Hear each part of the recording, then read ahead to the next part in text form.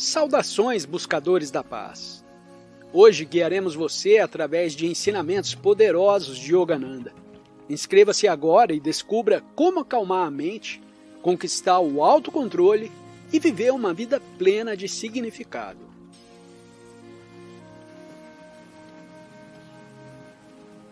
Milhões de crianças encetam a jornada da vida às cegas.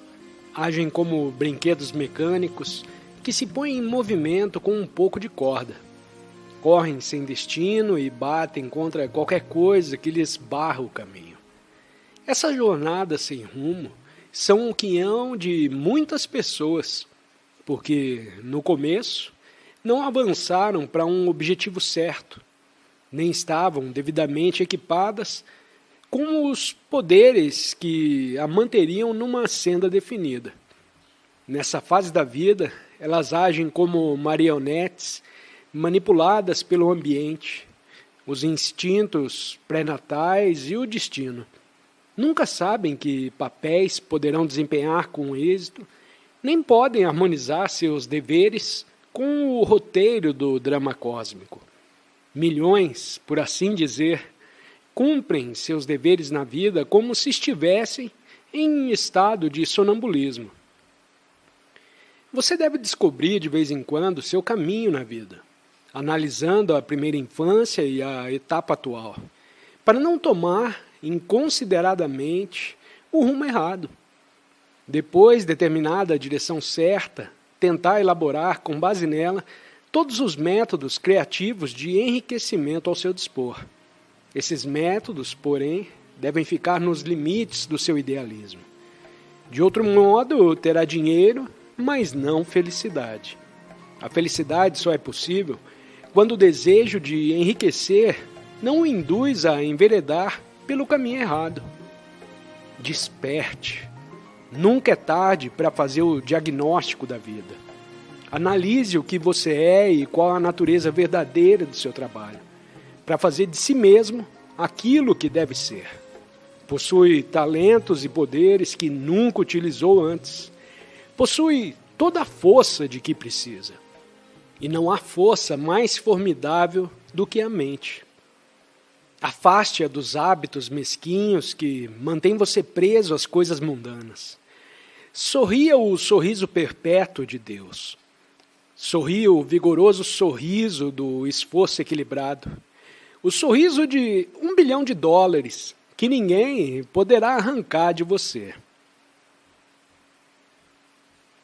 Os homens de sucesso têm nervos fortes o bastante para manter na mente a imagem indelével daquilo que desejam construir ou produzir na Terra.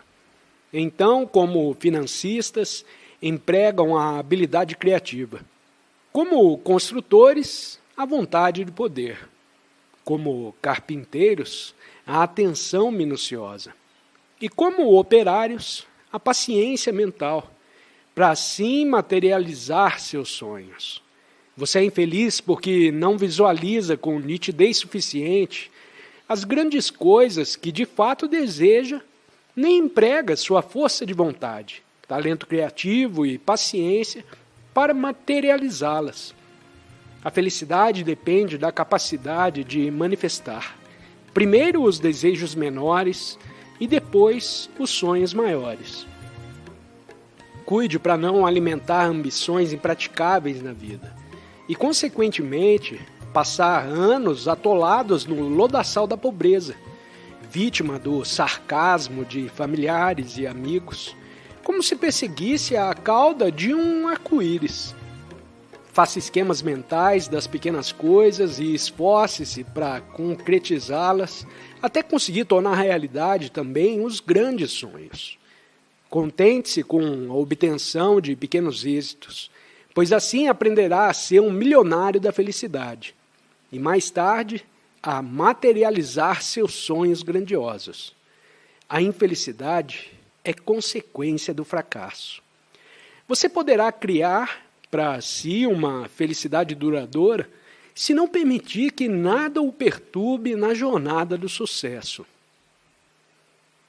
O homem é um ser material e espiritual, deve evoluir espiritualmente, graças à disciplina interior, mas precisa mostrar-se materialmente produtivo, desenvolvendo suas habilidades profissionais. O homem primitivo empregava todas as suas faculdades mentais na satisfação das necessidades da vida material. Passava o tempo todo caçando, comendo e dormindo. O homem moderno tenta, por meios científicos, satisfazer as condições materiais da vida atual. O que o homem primitivo fazia sem nenhum método, o homem moderno faz metodicamente. E o método, em seus esforços para obter sucesso material, também melhorou de forma indireta suas faculdades interiores. Os mestres da Índia acreditam no aperfeiçoamento direto das faculdades interiores, da força de vontade, para combater a tentação, bem como no cultivo do sentimento para servir aos semelhantes. Uma vez que Deus nos deu a fome e uma vez que temos um corpo físico para cuidar, precisamos de dinheiro ganho honestamente, cientificamente, a fim de atender às necessidades de nossos semelhantes. A vida profissional não tem de ser necessariamente materialista. A ambição de prosperar pode ser espiritualizada. Os negócios existem para servir os outros materialmente da melhor maneira possível. Chamamos as lojas que abrem unicamente para ganhar dinheiro de antros de cobiça. Mas aquelas que se preocupam antes em servir os fregueses com os melhores artigos a preços justos são as que sempre prosperam e, além disso, apressam a evolução moral do mundo. Jamais esquecerei a fina observação de um vendedor de uma grande loja onde eu fora escolher um sobretudo. Senhor, não estou tentando lhe vender alguma coisa. Estou procurando descobrir exatamente aquilo de que o senhor precisa. Ele sabia que eu podia adquirir uma peça de $200, mas me vendeu uma de 60, pois era a que me convinha. Gostei de levar a roupa certa por um preço razoável e ele garantiu para a loja um cliente fiel.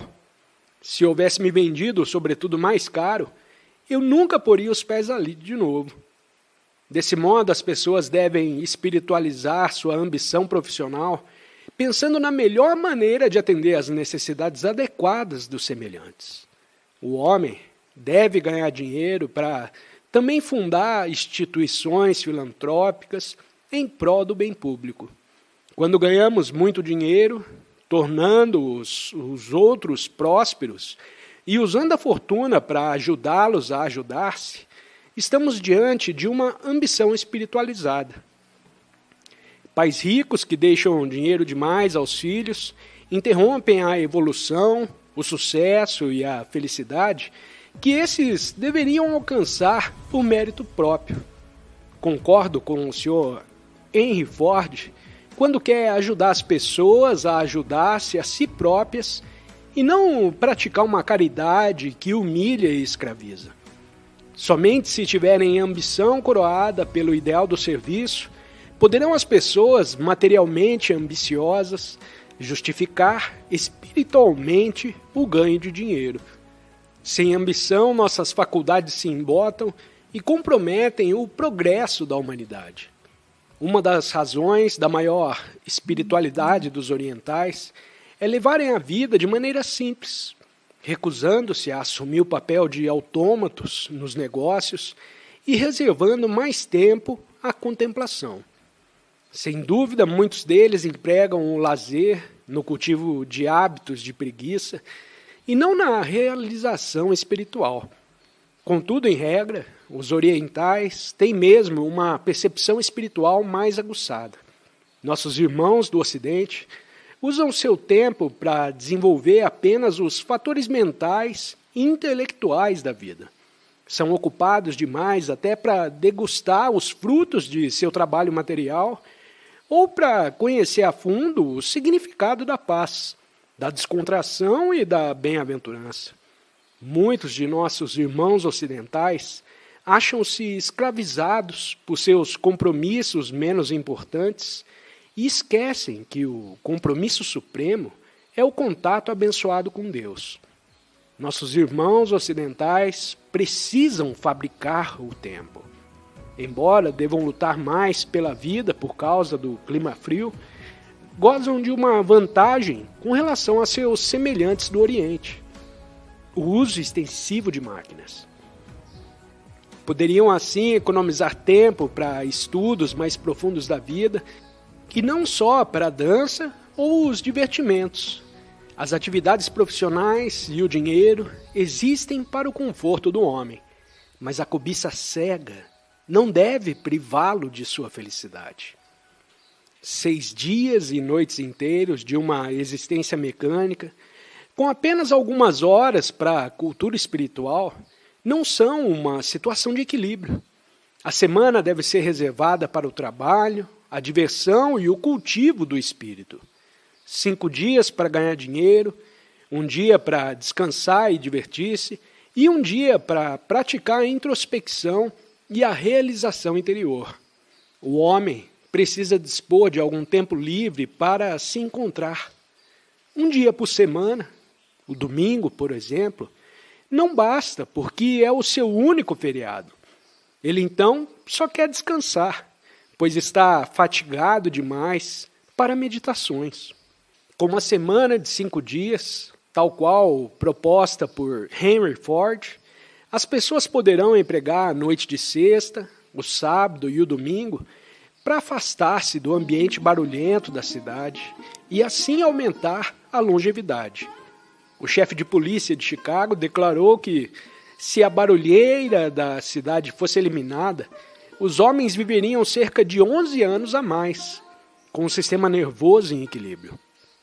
Hoje, quase todas as famílias americanas podem ter um automóvel e com ele sair da cidade nos fins de semana para restaurar-se em retiros silenciosos da natureza, vivendo uma dupla vida de eremitas nos bosques e guerreiros no campo das atividades humanas.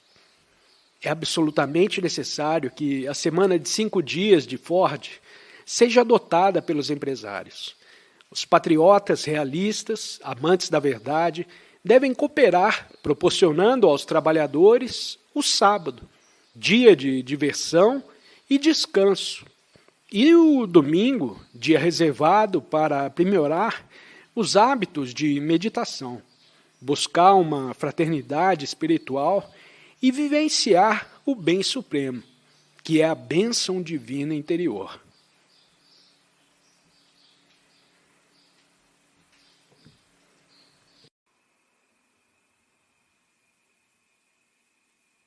Quando a mente está tranquila, como é belo, rápido e suave o modo como se percebe tudo. Uma pessoa tranquila reflete quietude nos olhos, aguda inteligência no rosto e receptividade apropriada na mente. É homem de ações prontas e decisivas, mas não é levado por impulsos e desejos que subitamente lhe ocorram. Sempre pense primeiro no que vai fazer e no modo como isso o afetará. Agir por impulso não é liberdade, pois você ficará amarrado aos efeitos nefastos das más ações. No entanto, se é capaz de fazer coisas que o seu discernimento lhe diz serem boas para você, isso sim é ter liberdade plena. Essa espécie de ação, guiada pela sabedoria, resulta numa existência divina. O homem não deve ser um autômato psicológico, como um animal, que age apenas movido pelo instinto. Não pensar é um grande pecado contra o espírito que habita em você. Fomos feitos para ser conscientes do que fazemos. Devemos refletir antes de agir. Devemos aprender a usar a mente para que possamos evoluir e realizar a nossa unidade com o Criador. Tudo o que fazemos deveria ser o resultado de um pensamento premeditado. Certa estudante cometeu um erro grave e se lamentou. Sempre cultivei bons hábitos. Parece incrível que essa desgraça tenha me acontecido. Seu erro foi confiar demais nos bons hábitos e negligenciar o permanente exercício do juízo correto, lhe disse Paramahansa Yogananda. Seus bons hábitos ajudam em circunstâncias comuns e conhecidas, mas podem não ser suficientes para guiá-la quando surge um novo problema. Aí, então, o discernimento é necessário. Pela meditação profunda, você aprenderá a escolher o caminho certo sempre, mesmo quando se confrontar com circunstâncias extraordinárias. O homem não é um autômato, portanto, nem sempre pode viver de um modo sábio, simplesmente guiando-se por regras fixas e preceitos morais rígidos. Na grande variedade de problemas e acontecimentos diários, encontramos campo para desenvolver o bom discernimento. O bom julgamento é uma expressão natural de sabedoria, mas depende diariamente da harmonia interna, que é o equilíbrio mental. Quando lhe falta harmonia, a mente não tem paz, e sem paz não há nela discernimento nem sabedoria. A vida é cheia de trancos e solavancos. Nas horas difíceis que demandam um mais agudo discernimento, se preservar seu equilíbrio mental, você alcançará a vitória. A harmonia interna é o seu melhor apoio para suportar a carga da vida. A inquietude, que agita e distrai a mente, toda a visão e causa mal entendidos, a emoção, toda a sua visão. As variações do humor toldam sua visão. A maioria das pessoas age não em função do entendimento, mas segundo seus estados de ânimo. A compreensão é a visão de seu interior, a contemplação de sua alma, o telescópio de seu coração. A compreensão é um equilíbrio entre inteligência calma e pureza de coração. A emoção é um sentimento distorcido que o levará a fazer coisas erradas. A compreensão guiada apenas pelo intelecto se torna fria e também o levará a agir mal. Você tem de ter uma compreensão equilibrada. Se a sua compreensão for governada tanto pelo coração quanto pela cabeça, aí então você terá uma visão clara para enxergar a si mesmo e aos outros. Você deve analisar os inúmeros preconceitos a que seu entendimento está sujeito. Sempre que estiver tomando uma decisão ou agindo, pergunte a si mesmo se está sendo movido pelo entendimento, pela emoção ou por alguma outra influência preconceituosa em sua mente. Enquanto estiver sujeito à ira ou à ambição, enquanto estiver influenciado pelo pensamento equivocado a respeito dos outros, enquanto estiver afetado pela incapacidade de compreender os outros, enquanto isso ocorrer, o seu próprio entendimento não terá clareza. A razão humana pode sempre achar prós e contras, tanto para as boas quanto para as más ações. Ela é intrinsecamente desleal. O discernimento reconhece como sua estrela polar apenas um critério: a alma. Imagine dois homens. À direita deles está o vale da vida e à esquerda o vale da morte. São ambos racionais, mas um vai à direita e o outro à esquerda. Por quê? Porque um deles usou corretamente seu poder de discernir, enquanto o outro usou mal esse poder, entregando-se com indulgência às falsas racionalizações. Preste atenção às suas motivações em tudo o que fizer. Tanto o glutão quanto o yogi comem. Mas você diria que comer é pecado por ser frequentemente associado à gula? Não. O pecado está no pensamento, na motivação. O homem mundano come para satisfazer a gula e o yogi come para manter seu corpo em forma. Há uma enorme diferença. Analogamente, um homem comete um homicídio e é enforcado por isso. Um outro mata muitos seres humanos no campo de batalha, defendendo a pátria, e é condecorado. Aqui, novamente, é a motivação que faz a diferença. Os moralistas fixam regras absolutas, mas estou lhe dando exemplos para mostrar como você pode viver nesse mundo de relatividades, com um autocontrole dos sentimentos, mas sem se tornar um autômato. A maneira científica de viver é interiorizar-se e se perguntar se está agindo certo ou errado, e ser absolutamente sincero consigo próprio. Se for sincero com você mesmo, é pouco provável que haja errado, e ainda que o faça, será capaz de se corrigir rapidamente. Todas as manhãs e todas as noites, mergulhe no silêncio, ou seja, na meditação profunda, pois a meditação é o único caminho para se distinguir a verdade do erro. Aprenda a ser guiado por sua consciência, o divino poder do discernimento dentro de você.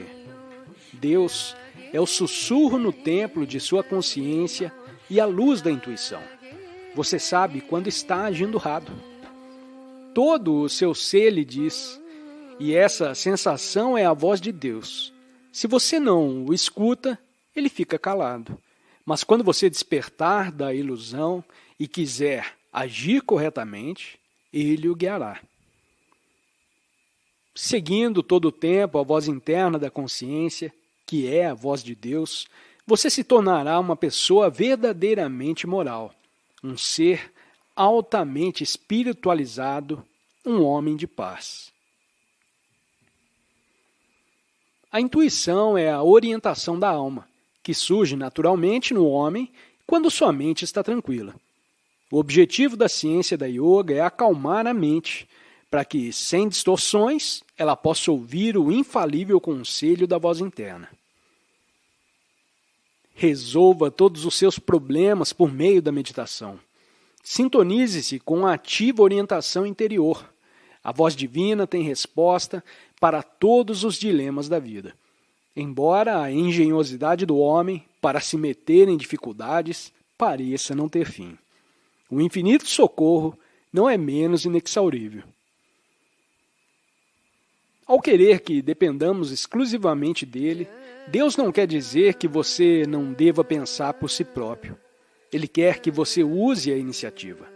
A ideia é a seguinte: se você não for capaz de buscar uma sintonia consciente com Deus, antes de mais nada, cortará o contato com a fonte, e desse modo não poderá receber sua ajuda. Quando você se voltar primeiro para Ele, para qualquer coisa, Ele o guiará. Ele lhe revelará os seus erros para que você possa mudar a si próprio e ao curso de sua vida. Lembre-se, melhor do que 1 milhão de raciocínios é sentar-se e meditar em Deus até sentir tranquilidade interior. Então, diga ao Senhor: eu não posso resolver meu problema sozinho. Mesmo que eu tenha um número incalculável de pensamentos diferentes, mas posso resolvê-lo colocando em tuas mãos, pedindo primeiro a tua orientação e em seguida o analisando sob vários ângulos, buscando uma possível solução. Deus ajuda aqueles que se ajudam. Quando sua mente estiver tranquila e cheia de fé, após orar a Deus em meditação, você será capaz de ver várias respostas para os seus problemas. E porque sua mente se acalmou, é também capaz de escolher a melhor solução. Siga essa orientação e terá êxito. Isso é aplicar a ciência da religião na sua vida diária. Você é hoje aquilo que fez no passado. Graças aos traços secretos, indivisíveis de suas próprias ações anteriores, você controlou o poder de suas ações presentes. Pela lei de causa e efeito que governa nossos atos, você ordenou a si mesmo punições ou recompensas. Provavelmente já sofreu bastante. Chegou então a hora de se conceder liberdade condicional e sair da prisão de seus próprios hábitos indesejáveis do passado. Como você é o juiz, se estiver pronto para libertar-se, nenhum cárcere de sofrimento, pobreza ou ignorância conseguirá detê-lo. Se você fracassar repetidamente, não desanime. Os fracassos devem servir de estímulos e não de veneno para o seu crescimento material e espiritual. O período de fracasso é a melhor estação para plantar as sementes do sucesso. Arranque a erva daninha do fracasso e inicie com vigor aquilo que deseja realizar. O peso das circunstâncias pode esgotá-lo, mas mantenha a cabeça erguida. A morte na tentativa de vencer é sucesso. Recuse-se a alimentar a consciência de derrota. Sempre tente mais uma vez, não importa quantas vezes já tenha fracassado. Persevere ainda 1 minuto na corrida para o êxito, quando deu o melhor de si e acha que não pode dar mais. Um bom exemplo disso é: A e B lutavam no ringue por um prêmio. A pensou: golpeei várias vezes e já não posso continuar. B pensou a mesma coisa. Mas então A decidiu: não, ainda conseguirei dar mais um golpe. Assim A fez um esforço hercúleo e nocauteou B. É isso que você deve fazer. Desfira mais um golpe. O hábito é um mecanismo mental automático para agir sem que a força de vontade e o esforço sejam mobilizados a fim de iniciar ações novas. O hábito torna a ação mais fácil. Bons hábitos e virtudes são qualidades que sempre geram alegria. Quando usado de maneira errada, esse mecanismo se torna o arqui-inimigo do homem. Maus hábitos atraem coisas ruins. Maus hábitos e pecados são enxertos temporários e danosos na alma. É lamentável a pessoa ser coagida a fazer o mal contra a vontade, por força de um mau hábito, e depois sofrer devido às más ações praticadas. E é maravilhoso fazer habitualmente o que é certo, multiplicando assim a bondade e a felicidade. A força do hábito domina a vida do homem. Muita gente passa a vida tomando boas resoluções mentais, mas nunca consegue praticar o que é saudável.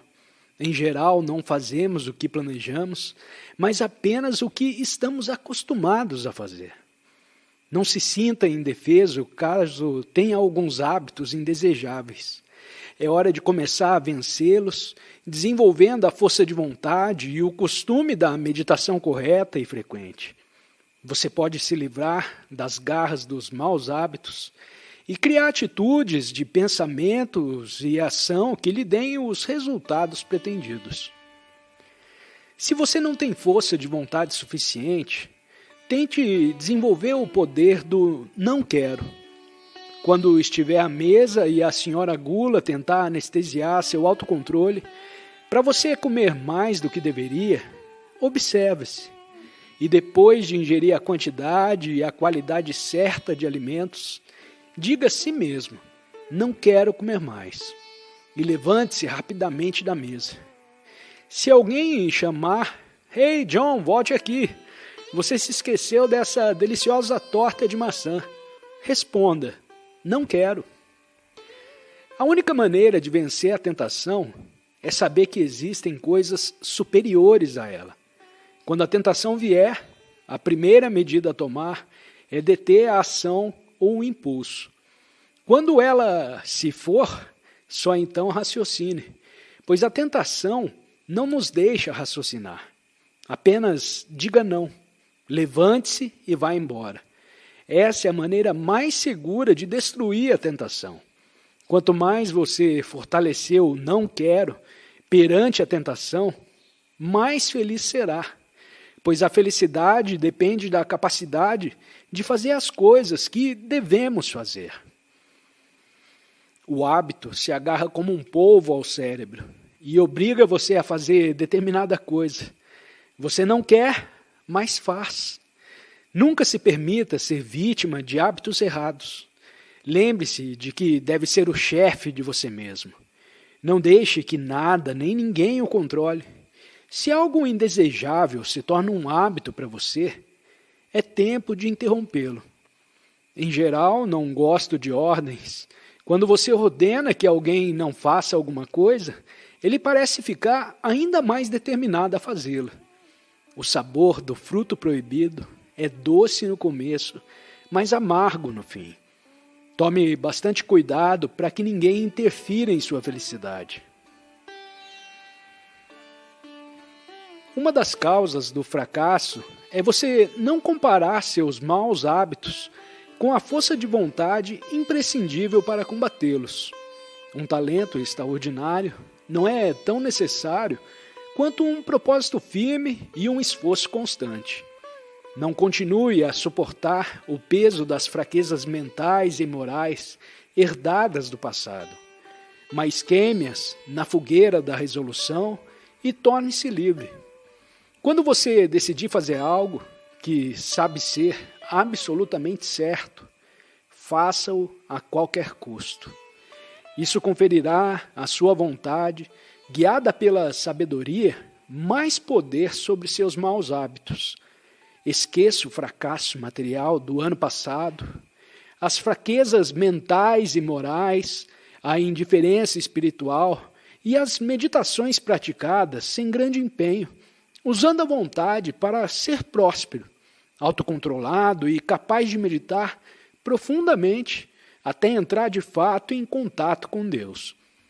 Na meditação, a mente retira a força vital dos músculos e nervos, concentrando-a nas células do cérebro, onde os maus hábitos mentais estão entranhados. Essa energia vital, concentrada no cérebro, elimina as ondas dos hábitos mentais ali alojados. O método correto de meditação é o único caminho para a liberdade total e o sucesso duradouro. Você tem de contatar Deus conscientemente e, se encontrá-lo, conquistará o autodomínio e se livrará das condições limitadoras.